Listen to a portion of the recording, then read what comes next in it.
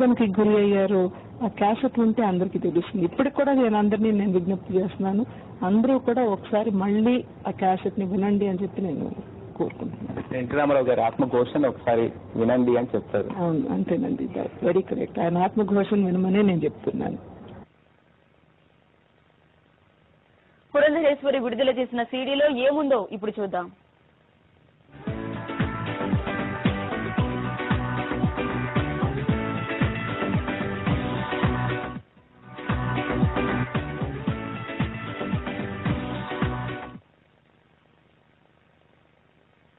తమ్ముళ్ళారా, చెల్లెళ్ళారా, ఇదిగో మీ అన్నను మాట్లాడుతున్నాను. శ్రద్ధగా ఆలకించండి. మీ బుద్ధితో ఆలోచించండి. మీ నిర్ణయంతో నన్ను ఆదేశించండి. మీకు తెలుసు, ప్రజలే నా దేవుళ్ళని, ప్రజాక్షేమమే నా ఊపిరని, ప్రజాసేవే పరమార్థమని, బడుగు ప్రజల అభ్యున్నతి కోసమే ఈ జీవితం అంకితమని మీకు తెలుసు.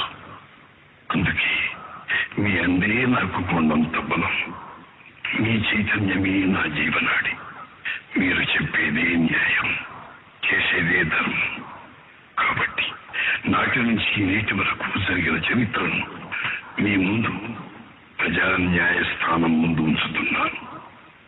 మంచి ఏదో చెడేదో, నిజమేదో అబద్ధమేదో మీకు తెలియాలని, ఆశయానికి ఆశకు, త్యాగానికి స్వార్థానికి, నీతికి అవినీతికి మధ్య జరుగుతున్న ఈ సమరంలో న్యాయ నిర్ణేతలు మీరు. ఎవరు విజేతలో తేల్చవలసింది కూడా మీరే. 1982వ సంవత్సరంలో తెలుగుదేశం పార్టీని స్థాపించాను. 1994లో మళ్ళీ ఎన్నికలు వచ్చింది. 224 సీట్లతో అధికారాన్ని చేపట్టిన తెలుగుదేశం ప్రభావాన్ని ప్రతిఘటించడం చేతగాని తెలుగుదేశం వ్యతిరేక శక్తులు కొంతమంది లోన గూడు పుటాన్ని ఆరంభించారు. ఈ గూడు పుటానికి గురు, ఈ కుట్రకు గూడు, ఈ మోసానికి మూల స్తంభం, ఈ పద్మ వ్యూహానికి కేంద్ర బిందువు చంద్రబాబు నాయుడు. నా నిలబడుతున్నవాడు, నా గుండెళ్ళు చిచ్చు పెట్టినవాడు. మీ అందరికీ తెలుసు, తెలుగుదేశం పార్టీ ఆవిర్భవించడానికి ముందు అతనేమిటో.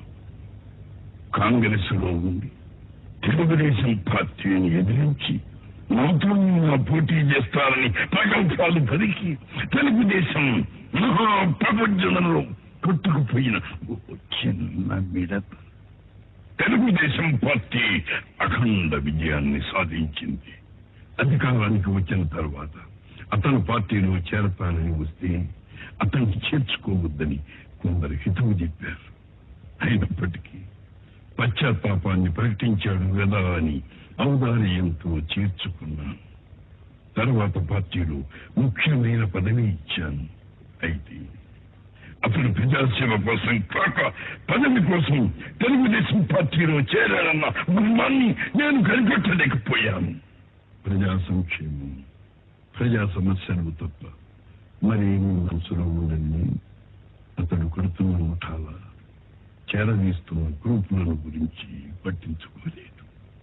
అసలు అతనిలో పదవీ కాంక్ష ఎంతగా గుమిగొట్టుకుంటుందని, ఆత్మఖ్యతని గోలిగా మారుస్తుందని, అతని వల్లే ప్రజలు ఎన్నుకున్న ప్రభుత్వం తప్పుకోవాల్సి వస్తుందని, అతని వల్ల ప్రజాభిష్టమే వ్యర్థమైపోతుందని, ప్రజాస్వామ్యం పట్టపగతే హత్య గురవుతుందని అధికారం కోసం ఆ పెద్ద మనిషి ఇంతటి అల్పమైన, నీచమైన, అతి దారుణమైన వెన్నుపోటుకు కూడా సిద్ధపడతాడని ఊహించలేకపోయాను.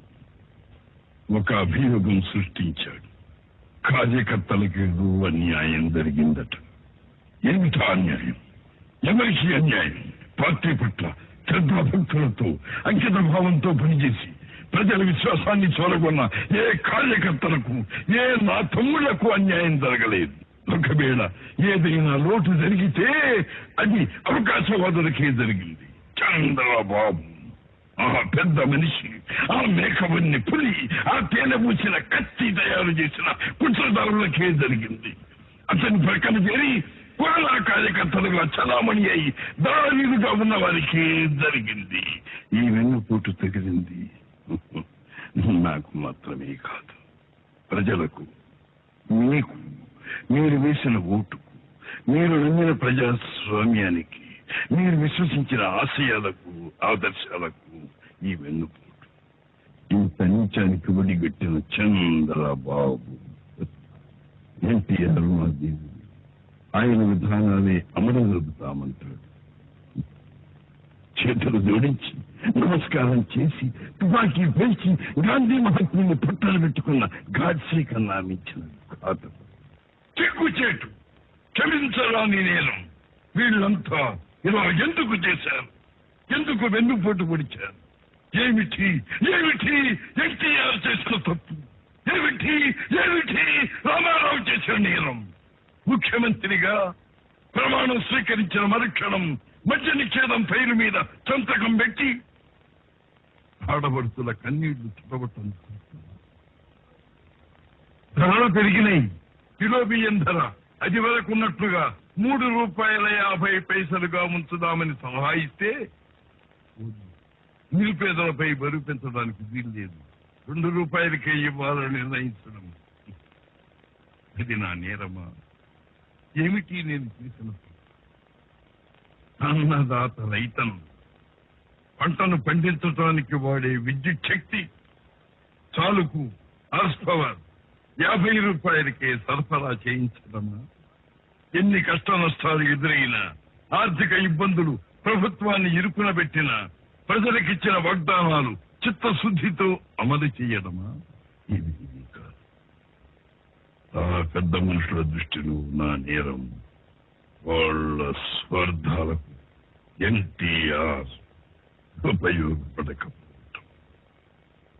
బడా వ్యాపారుల, సారాజుల అధిక లాభాలకు తెలుగుదేశం ప్రభుత్వ విధానాలు అడ్డుకోవటం, వాళ్ల స్వప్రయోజనాల పరిరక్షణ కోసం వాళ్ల చేతుల్లో కీలుబొమ్మ ప్రభుత్వం కాకపోవటం, దళారీ పవర్ బ్రోకర్స్ ఆస్కారం లేకపోవటం, ఇన్ని నేను చేసిన నేను అనేవాడు పెద్ద మనుషులు, ప్రజాస్వామ్య పరిరక్షకులు.